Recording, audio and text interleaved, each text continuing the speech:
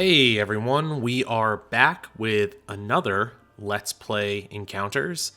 I'm Ryan Farmer, the kind of lead developer, the designer, not developer, designer of the game. Developer is not the right word. I designed this game with a bunch of people who helped me, which is great. If you haven't checked out our first Let's Play, then you should check that out. It's in the playlist that this is attached to. It's on the Almanac Games YouTube channel. I'll also, I guess, post a link in the description where we fought this guy, the Guardian, this big bad man. Lore-wise, we're in the Shattered Wastes, and the Guardian was like, "Hey, you can't come in." And we said, "That's fine, sir. We'll come in anyway." So we did. We beat him up, and I kind of walked through in that some of the more introductory beginner parts of the game. And this time we're going on to the next enemy, the Harvester, who I'll kind of explain my design process of. And I'll be blasting through the game a little bit faster, maybe under the assumption you've kind of got a feel for how to play. But if this is your first one that you're tuning into, welcome. This time we're doing 3 completely new characters. Last session we used the Lancer and the Monk and the Ronin, and they were great, but now we're going to try 3 new characters. So the first one that we're going to show today is the Arithmetician. Not to be confused with an Arithmetician. This guy's a math wizard. Has all of the skills of the arcane, but also knows how to add. As you'll see, he's not quite great at subtracting, but that's fine. You just add. Subtracting is just adding negative numbers anyway, right? I learned that in school. So the thing about the Arithmetician is that he's got the lowest health pool of any character in the game, but he has the highest starting magic at 12. So he really needs to be protected. And one of the things I want to show in this playthrough is this guy, the Harvester, has a lot of physical cards, these claw strength cards. On the back side of claw strength cards usually is damage. Like, look at that. That's bad. Look at all that damage coming through.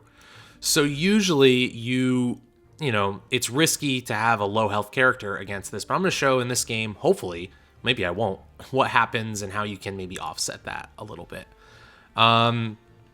So something cool about the Arithmetician is he technically has the highest crit value of any character in the game. And what does that mean? So let's take a look at one of these dice here.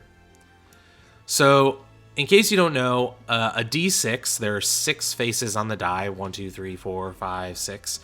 You have a 12.5% chance of rolling any given singular die face with one dice, right? So you'll note here that the Arithmetician's crit value is 2, and the Slayer's is 6, and the Aromancer, who we'll get to in a minute, is 1. He has a 12.5% chance anytime he rolls to roll a 2. But his Mutamancy ability, his number magic, says when a character in your area rolls dice, reduce your MP by 3, so we would go down to 12, 11, 10, 9, and change a die face, increasing it by 1. And that means the Arithmetician can technically, if he's got the magic for it, oops, this is getting a little crazy. Oop, it's still getting crazy. Technically, the Arithmetician, if he's got the magic, can crit on a 1 or a 2. Really going like doubling that, more than doubling it. So you're going with a 1 or a 2, you're looking at like a 33% chance to crit, which is pretty massive. So if he's got the magic, he's great. Again, I will say for some of these characters, they are, the Slayer is very pretty. Slayer could easily be a she or a they. Aromancer, same thing. And this guy, the Arithmetician just looks like an orc or like some creature or something. So whatever you want. So with the Arithmetician, we're going to draft this like we did last game.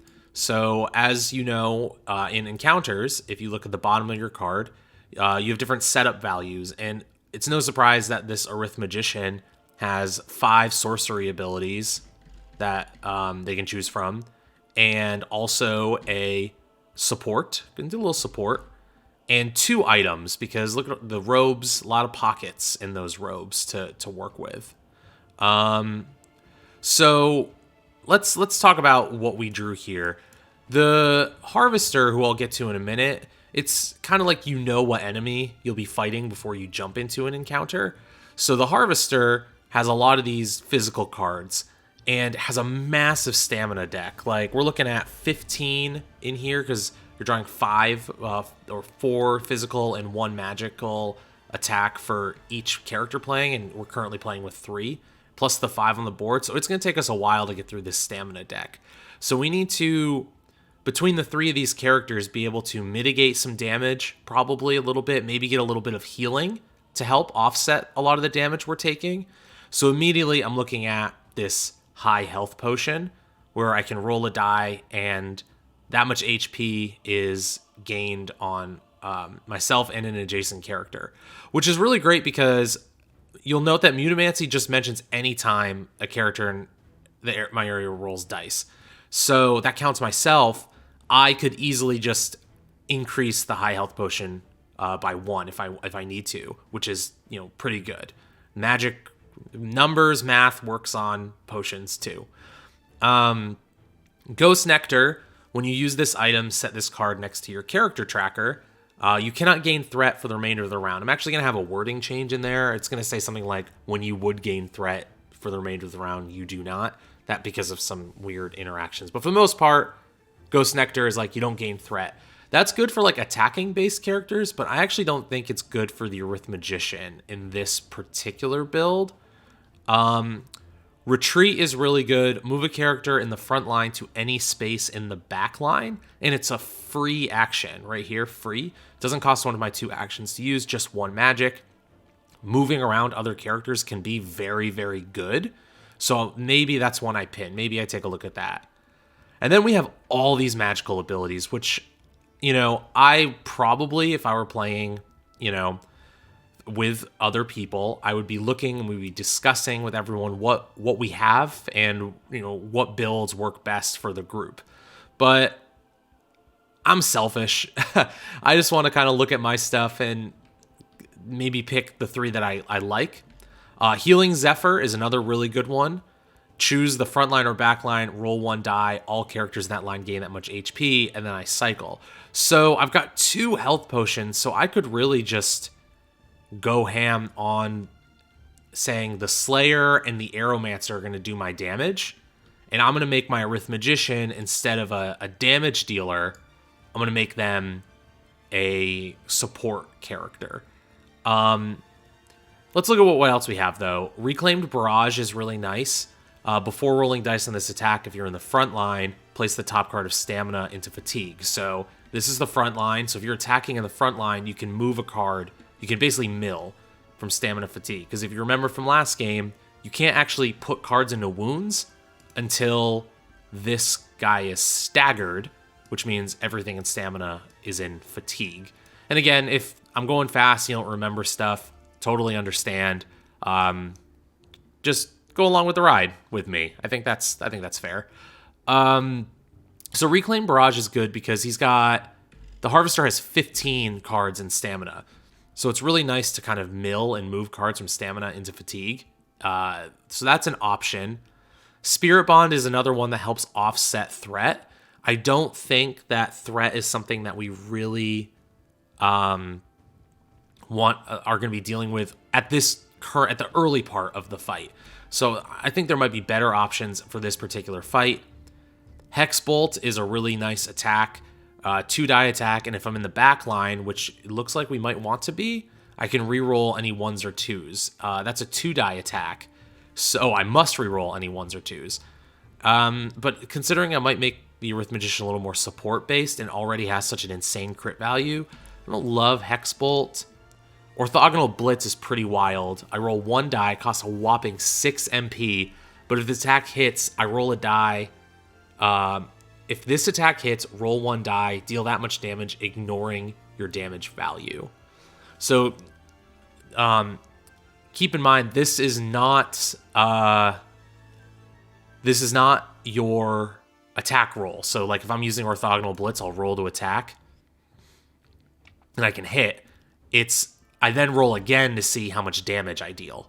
Sort of very D&D based, which can be good or bad. But it does mean that, if you have a really low, it's really low, like 1 or something, or 1 or 2 threat, you still could use the attack and deal a ton of damage, which is nice. The danger with Orthogonal Blitz, though, is if you deal a ton of damage, you still gain all that threat unless you roll a crit. So that can be a little dangerous. Cool for the Arithmetician, though, because once again, can increase that die by 1 with 3 magic. So if you have 9 magic, you could spend 6 for Orthogonal Blitz, and then 3 more to increase your die face for an extra free damage. You'll note that orthogonal is like a math word. It's like right angles and stuff. So imagine a bunch of like right angles hitting this thing. Every character sort of has a card or two in these ability decks that fit them very, very, very well. You'll note that there's Reclaimed Blade here and Reclaimed Barrage. It's like there are cards that work really well, and like the names can give you hints about what works well. So you might think, this is a math word and a math wizard. That would seem pretty good, and I agree. So here's what I'm going to do. I don't think I'm going to use Healing Zephyr, because it's it's really good because I can increase. But I think I'm going to... it's really interesting between... I could do both and get a lot of healing. Retreat is nice too. Or I could not use the high health potion, spend the 4, and be able to get a new card because I must cycle this. Or I could get a free action because the item is free. It doesn't cost me an action, but Healing Zephyr costs me an action. I think what I'm going to do is, I think I'm not going to take Healing Zephyr. I think I'll take Retreat, Orthogonal Blitz, and my high health potion. That feels like a pretty good buy for me. And technically cards usually almost always get put on the bottom of the deck. So I'm going to put them face up on the side so that if we ever go through them, we can just kind of push it back through. So I'll take Orthogonal Blitz, Retreat, and the high health potion. Boop. And again, you don't have to, like, the Arithmetician doesn't need to technically, like, do all of the, doesn't need to pick all their cards before everyone else does, but I'm just doing 1 by 1 for the sake of the example. You probably, if you're playing with friends, I should look at all these cards first, but we'll just go 1 by 1. The Slayer is awesome. Big sword guy. Big, what JRPG is not complete without a sad-looking sword wielder? And we've, this guy, just like the name says, Slayer, when you deal damage while performing a basic attack, you may spend 1 MP for each threat gained. Place the top strength card from stamina to fatigue for each MP spent this way. So he's milling cards. He's moving stamina into fatigue to get this guy closer to staggering. And we'll discuss that later. I don't want to kind of go through, it's a let's play, not let's talk. So let's play and take a look at what we've got. Oh, great. Flash Beam is so cool with this guy. If you roll below a 7, this attack is critical. I love Flash Beam. It's a really, really good card for the Slayer. So I think I'm going to do that. Reversing Teleport is another good one to move characters around, but I already have Retreat. You can choose a character in your area, and it costs 2 MP. I'm going to be pretty MP starved with the Slayer. Flash Beam I might hold because it's a good like freebie.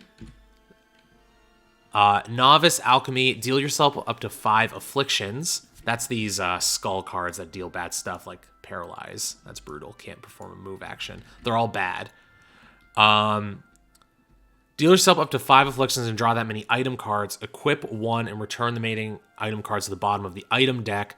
Return this card to the bottom of the support deck.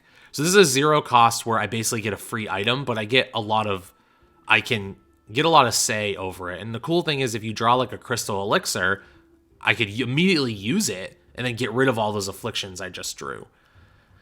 I'm not sure if I want that. Items are really good. And if we're in dire straits, it means that I could forego Threshold Breaker and this crystal elixir for more flexibility later. And I could use this especially if I'm going to do it just before I shatter. That's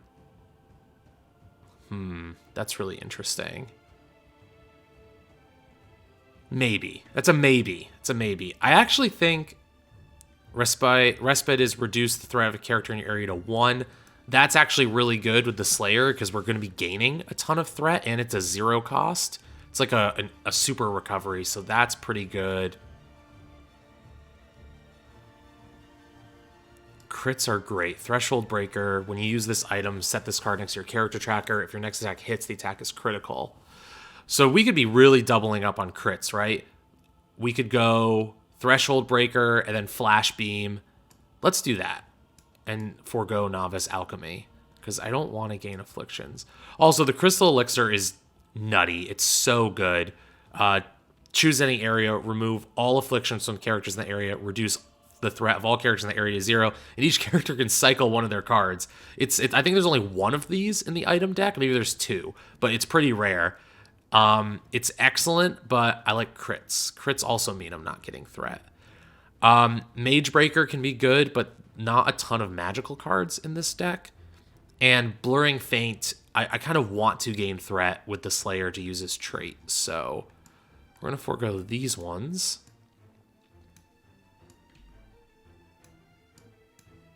All right. No Novice Alchemy. And, like, you could build this so much different than the way I'm building it. That's what's kind of fun about encounters. Even just with the 8 I drew, like, the differences in cards that I pick will kind of change how I play, and I could have made the Arithmetician so much angrier with more attack cards, and I could have made him way more supporty with reversing teleport. So, and, like, just 2 items. That's what's cool about it.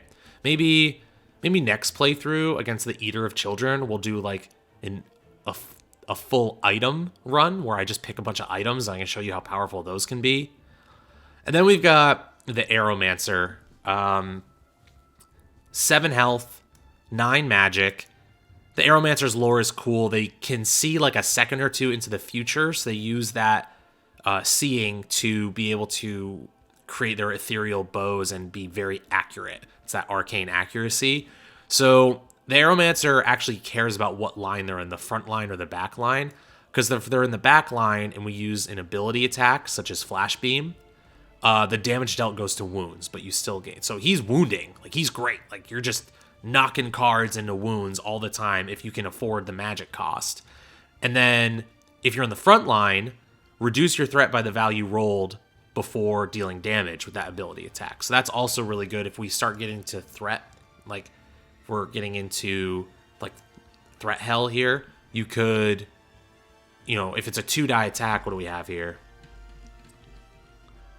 Did we draw any attacks? Sometimes that can be buff. Oh, okay. Necrotic Arts is excellent here for the Aromancer because most of this guy's deck are claw cards.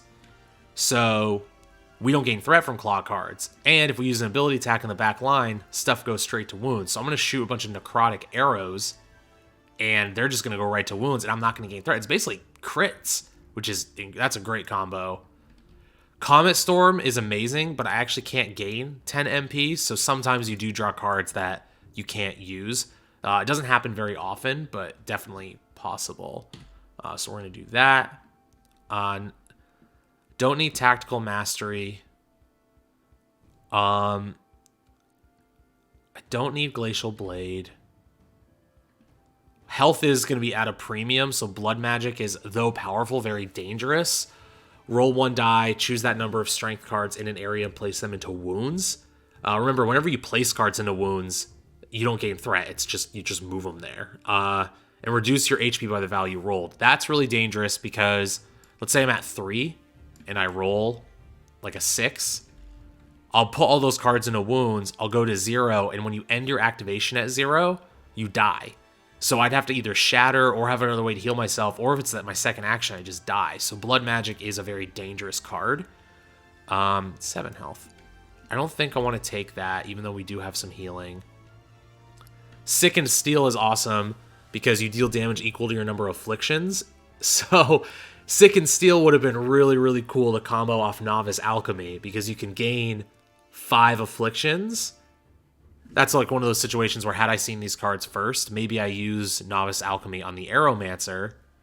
Oh, no, I can't use it on the Aromancer, but would have been really cool if I had drawn it here. And then Provoking Pierce is if you roll less than an 8, you may place all cards from an adjacent area into your target area.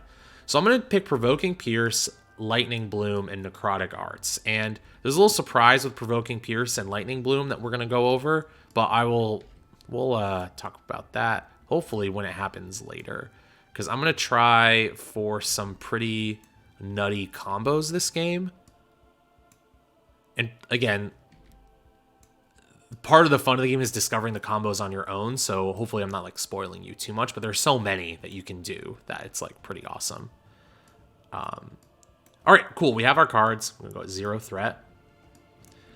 Let's place characters on the board. I'm gonna put my Aromancer here. We're gonna put this guy here, and we're going to put the Slayer here. And I'm gonna this is what I'm going to do might seem a little like wild, but just bear with me because I think if this pans out, it's going to be a pretty crazy opening turn because of the cards I picked. Let's begin with the refresh phase. So each character is going to roll 3 dice. So if you remember, the Guardian only rolled 1, so a lot of cards are coming out. So 2, 2, 3. And then let's go with the Slayer's refresh roll.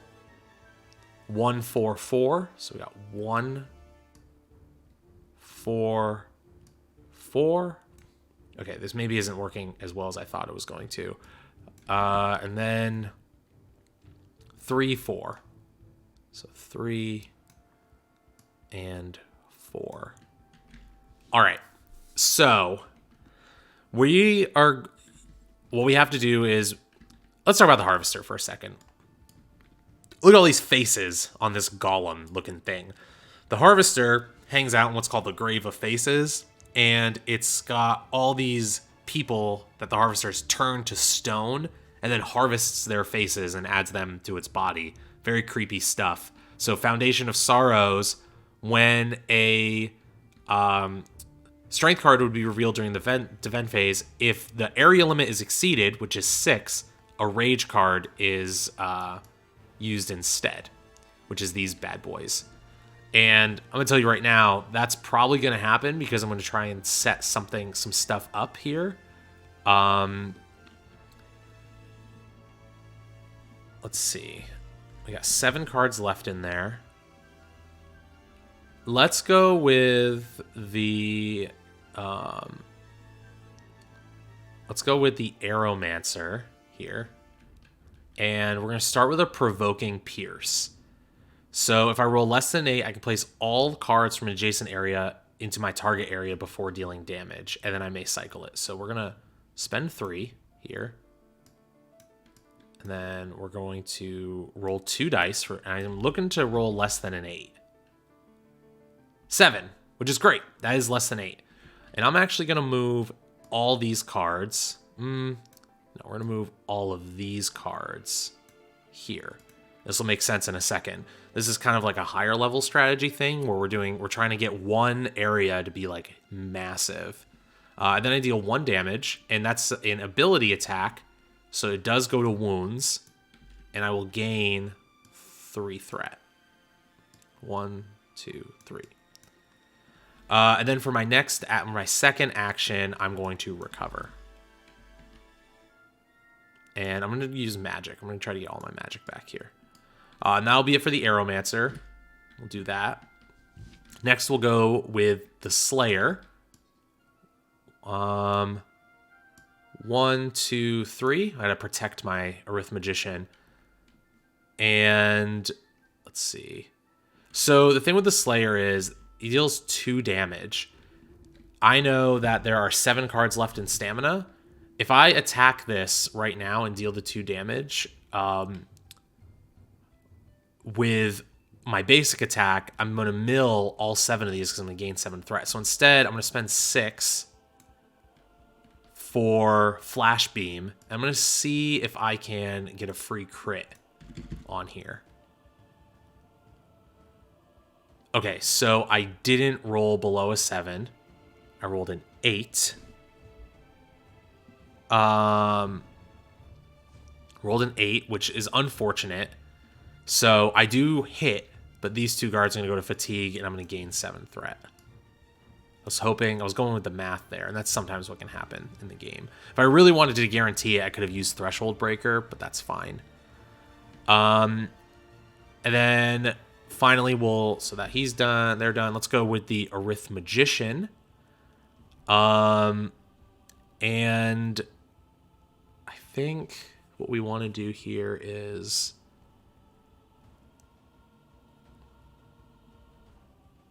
I don't want to be taking damage. See, this is where having more support cards is good, because if I had something that could help like get this threat off the Slayer, that would be really nice. And if I attack this card, one of these is coming out, but I'm going to do it because I want to put cards into wounds. I don't want to delay. I want to get cards into wounds. Aha! Rolled a 1. But what if I told you I know math, and it's actually, let's make these dice a little bigger. It's actually a 2.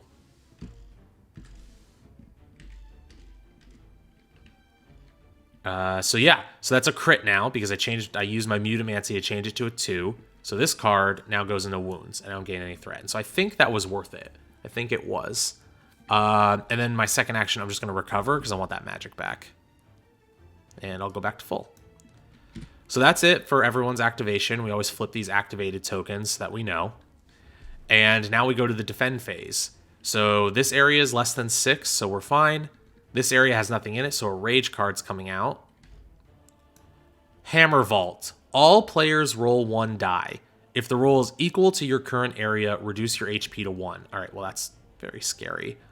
But Mutamancy can save us on this because it's anytime you roll a die. Math. 3, so I'm safe with the Arithmetician. Let's roll with the Slayer, who the Arithmetician can protect. 3, well, you're safe on the Arithmetician, but the Aromancer, if I roll a 3 here, that's, the Hammer Vault, he's vaulting into the air, and he's landing somewhere, but where is he landing? 6, okay, so off the table somewhere? Marked safe from Hammer Vault, so you kind of have... that one's a dangerous one, but the Aromancer can calculate the Arithmetician can calculate the trajectory, I suppose, of what's going on. Move out of the way. This area is above the area limit, so another rage card's going to come out now. Face Carve. Characters in frontline areas. Oh man, in even frontline areas, which is the Slayer. Gain an affliction, weaken, reduce my MP to 0. Joke's on you, I was already low. 2 threat, that's not great, and a damage. So something about the Harvester is, because all these rage cards come out, none of them actually target the area they're attacking.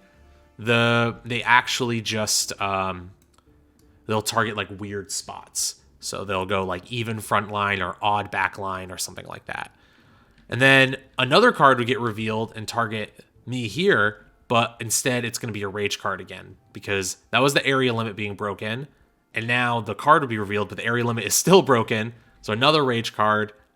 Petrifying Burst. Characters in odd backline areas gain 6 threat or return an ability card to the bottom of its deck. An odd backline would include my Aromancer here. So I either will choose to gain 6 threat now, which would put me at 9, or I return a card to the bottom of its deck.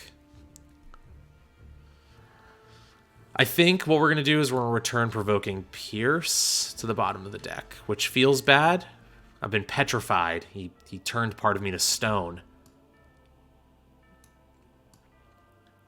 Maybe I should have taken some of those threat-reducing cards. And that's it for the defend phase. So I haven't been doing this, but defend, and then we'll go back to refresh. So a card gets pulled and put there, and then we're going to roll some dice. Roll dice. The cool thing about the Harvester is you can memorize what that deck is. You will be in good shape to be able to avoid stuff. 1, 3, and 6. So we'll go 1 and 3. And then we'll roll for the Slayer. 2 2, 5, 6. And I'm actually going to use my Mutamancy, because it's a character in my area rolling, which is the Slayer, to change this to a 3, because I want another card in area 3. So we'll go 3 and 5. And then we'll roll again. And then, let's see, 2, 5, 2, 4, staggered, 5. Something that's important to note here, too, is these little lightning bolts. They're only one use per, like, activation, during the action phase. So, like, Mutamancy here, I can only use, like, because it's a reaction, like, one time during the defend phase and then one time during an activation, in the activation phase. The action phase, rather. Okay, so you'll see that I've let a lot build up here. There's a lot here, very problematic, but I did that for a reason, because I'm going to start with the Aromancer, and what we're going to do here is first I'm going to recover. That's my crit, which is a 1, so we're going to go to 0. Remember, you can go all threat or all MP. And I'm going to use Lightning Bloom. If I'm in the back line, which I am, I deal damage equal to the number of strength cards in your area instead of your damage value, and you do not gain threat when dealing damage, and then you must cycle. And that's why I had Provoking Pierce, and I was trying to pull cards into this area, because now when I hit with this Lightning Bloom, it's going to Lightning Bolt and hit all these cards and knock them into wounds. And even if he wasn't staggered, even if the Harvester wasn't staggered, I still would go to wounds because of my Aromancer trait. Lightning Bloom is really, really good on the Aromancer. If you can engineer a situation where you have a lot of cards, right? Because it's a pretty heavy MP cost. It's 8. So we're going to go 8. And I'm going to roll 2 dice, but it's kind of a formality because I'm going to hit because I just reduced to 0. And now, because I hit, every single one of these cards is going into wounds, and I'm not gaining any threat for it. So, just lightning blooming it out. And so that goes away now. And I had to cycle for a new card, which is Fire Monsoon, which is also an incredible card, which lets me put cards from fatigue into wounds. We'll save that for later. That was my 2 actions with the Aromancer. We also have this spot, which I would like to do something about. Let's recover first with the Slayer and see what happens. 5. 1, 2, 3, 4, 5. Oh, you know what? I could have used Respite there. Dang. Was that a good time to use Respite instead of burning or recovery? Where was I at? We're going to cheat. Was that 9?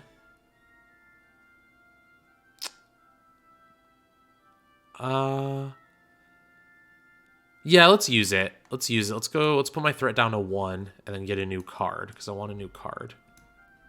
The best card in the game, Secret Vaccine.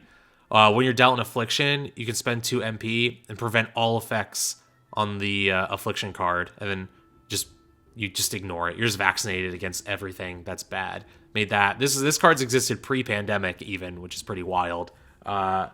It's a good card where if you're really worried and you hate afflictions and you find them like an NPE for you, like that you don't enjoy the affliction element of the game, this is a really good card to kind of help circumvent that. Now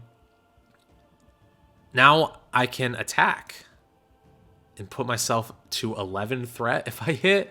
That's maybe not the best idea. So instead, let's use my Threshold Breaker, so if I hit, it's a crit.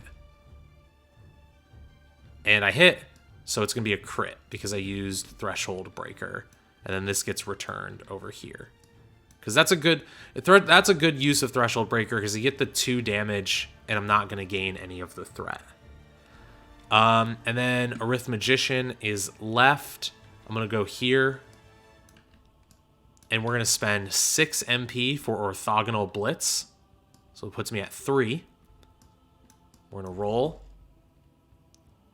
And I hit, so I'm going to roll again to see how much damage I deal.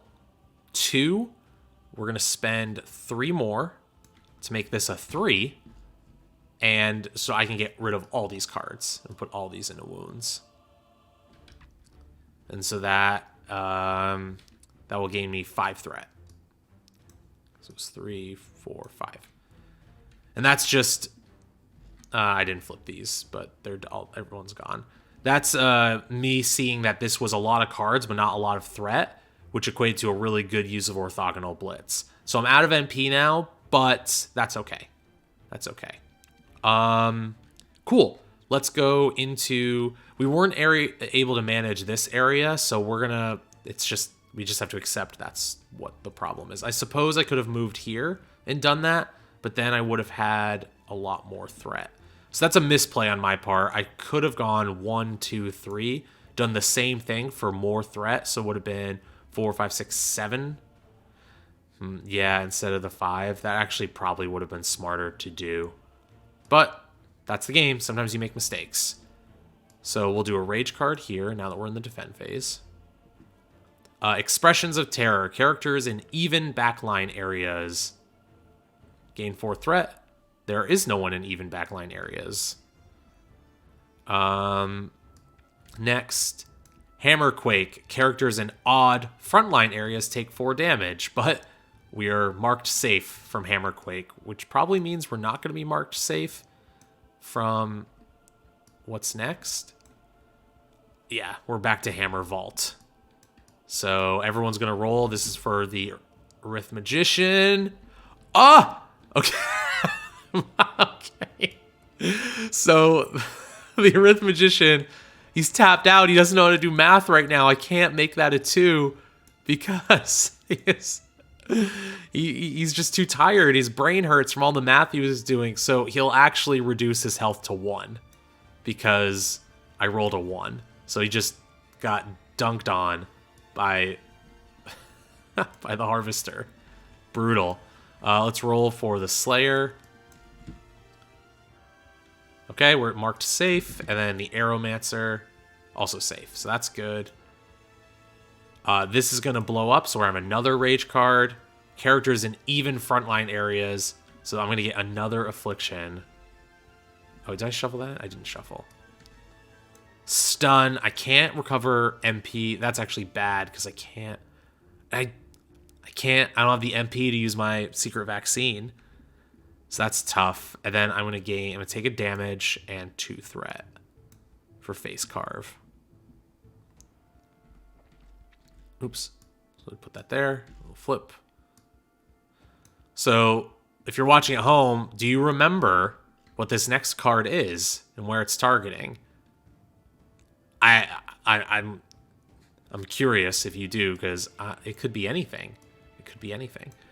So let's look at here. How many cards are left? Just 1. There's only 1 card left. So that's going to go here in the refresh phase.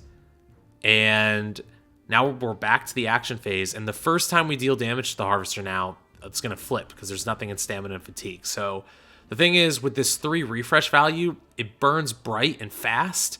But if you can have 1 really, really good like damage phase like we did with Fire Monsoon, with like Lightning Bloom and all that, then you can put yourself in a very strong position. So let's see where we're at. I will move with the Aromancer, and we'll just do a basic attack here, which hits. We'll knock that into wounds. We'll gain 4 threat, and then... So the golem, kind of the harvester falls apart, and the spirit is set loose that's inside of it. 10,000 empty emotions. Now the opposite thing happens when we'll flip back to guarded. When a strength card would be revealed, if the area limit's not exceeded, reveal a rage card instead. So more rage cards coming out. And remember, this is the second enemy, so sort of still teaching people how to play the game. So in this one, we learned how to play, This one, we learned that very high amount of cards coming onto the table can be very scary and dangerous.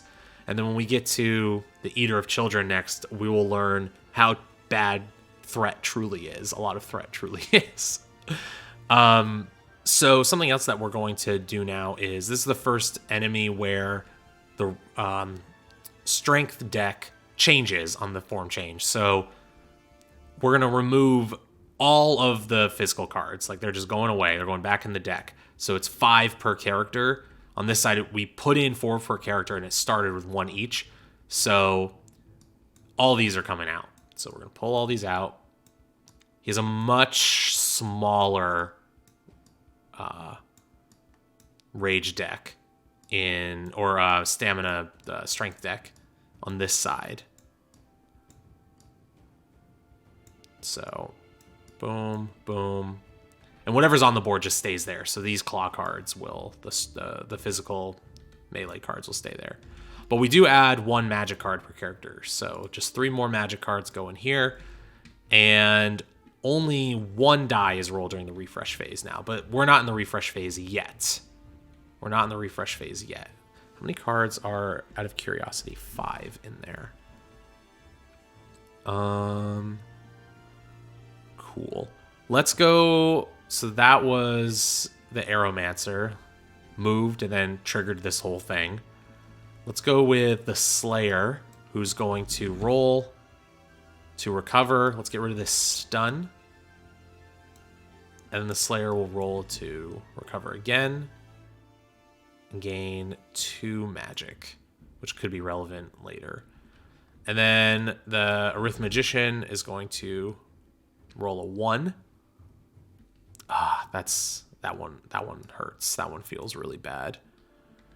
1 magic. Because let's say I had 3 magic. If I rolled a 1, I could make it a 2 and make it a crit. But we'll just get 1 magic and then we'll roll again. And then we'll get 1, 2, 3, 4 magic. On to the defend phase. So if the area limit is not exceeded, reveal a rage card instead. So not exceeded, so this is going to be a rage card.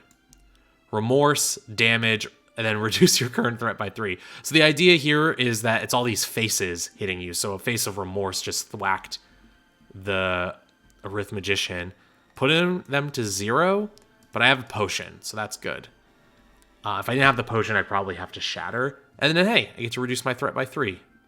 Thank you. And then same thing here. Anger, 4 damage. So we have remorse, anger, and then same thing here. Happiness, gain 1 HP. Oh, thanks. Oh, not you. You don't gain the HP. Oh, I'm already at full. So, dang.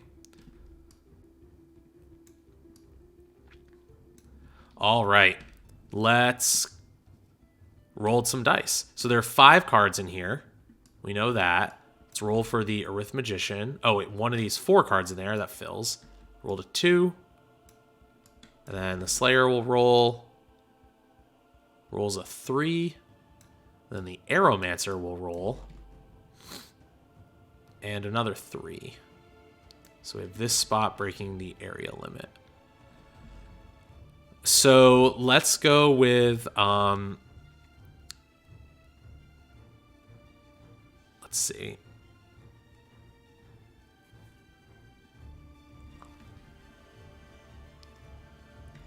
So I could potentially get these last 2 cards out. Last single card out. Yeah, let's do that. Let's roll with the Slayer. Let's see if we can get this guy staggered. That's a 6. So that's my crit. Oh no, that's my crit, which is good. So I deal 2 damage to wounds, right? But I actually don't get to use my trait now because I didn't gain any threat. So that's very good and also very sad. So then I guess I'll recover. That's my crit again. Ooh. Let's just make that 7 so I can maybe use Flash Beam. And then let's go with the Arithmetician, the Aromancer here. I'm gonna move and do a basic attack and hope I roll a 1, a 5, or a 6. I miss, so that feels bad. So missed there. 1, 2, 3. We'll use a high health potion, gain that much HP on myself and an adjacent character. So Let's go Slayer. Let's get some stuff back. So 2.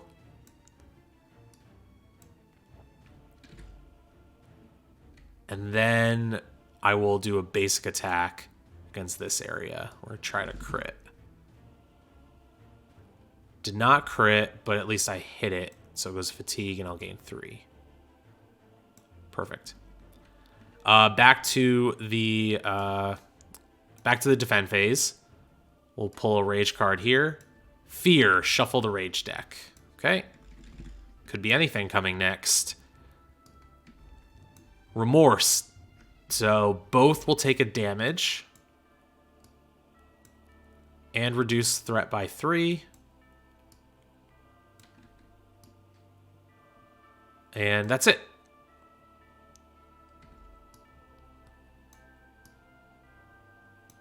All right.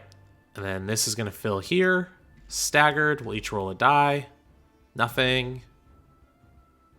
Nothing. Okay. Can we get this last card out of here, please? Yes, 4. All right. So once we take out all these cards, we win. So let's figure out the best way to do that. I want to move with the Slayer.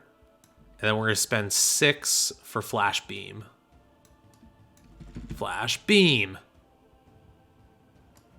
Okay, so I rolled a 2. It was a 1 and a 1. But 2 is less than 7, and so the attack is a crit. So even though it was below my threat, it's considered critical. So both of these cards are going to wounds, and I'm not gaining any threat for them. Let's go with the Arithmetician. Is that what I want to do?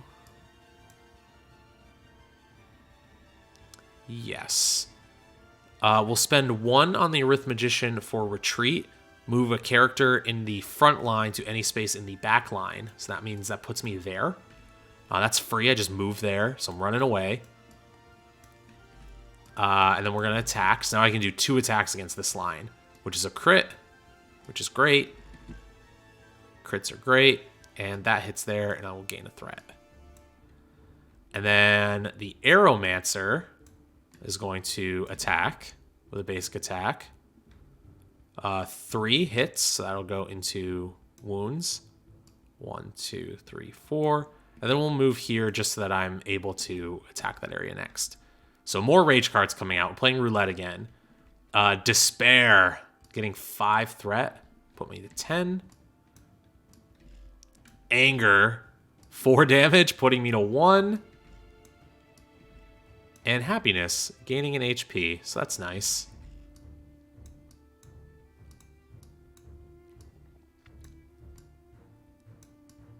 And I believe the next one should probably be, one of them will be fear, but we probably won't get there, which is good. Let's go with the Aromancer. We're going to roll. That's a crit, so that's going to go to 0. That's awesome.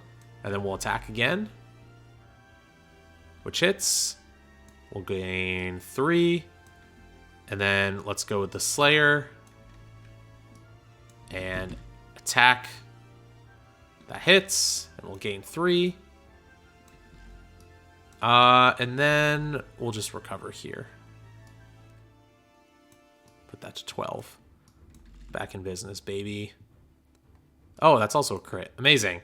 All right. So everything happens. The last thing, we got all the cards into wounds for the Harvester. The Harvester gets what's called a last gasp. So we draw 1, and it affects everybody, but it was just shuffling the rage deck. And that's it. We won. We did it. Who is the MVP? We're going to start doing MVPs of this. I mean, I think it's got to be the Aromancer for that Lightning Bloom. That was pretty crazy. So yeah, as you can see, the games can go. The games can go pretty quick if you can build out and find the right combo to work with you. This game we didn't even have anyone shatter. I imagine that will change as we move through these enemies. Remember, we're only out of 2 of 8, and we did get pretty close a couple times to needing to shatter. I mean, the Slayer was at 1, the Aromancer was at 0, but I used a health potion. The Arithmetician was at 0. So yeah, some cool design concepts with the Harvester was I wanted to have this fun aspect of really playing with the front and back line here. So, even in odd areas, front, back line. And the thing is, when you're pulling this many rage cards out, like 3, it's pretty unlikely that it's hard for areas to end up at 0 with characters in them. So as we'll see with more of these enemies, there are more creative ways that rage cards end up getting out and being put on the table. But that is for another session. Check out our Kickstarter link in the show description. Sign up if it's not live yet. Sign up for our updates so you can back it when it does go live. It comes with every single thing that's in this mod. I'll also put the TTS mod in the show description as well. So if you want to give it a try for yourself, definitely do that. But until next time, this was Encounters Shattered Waste Let's Play against the Harvester.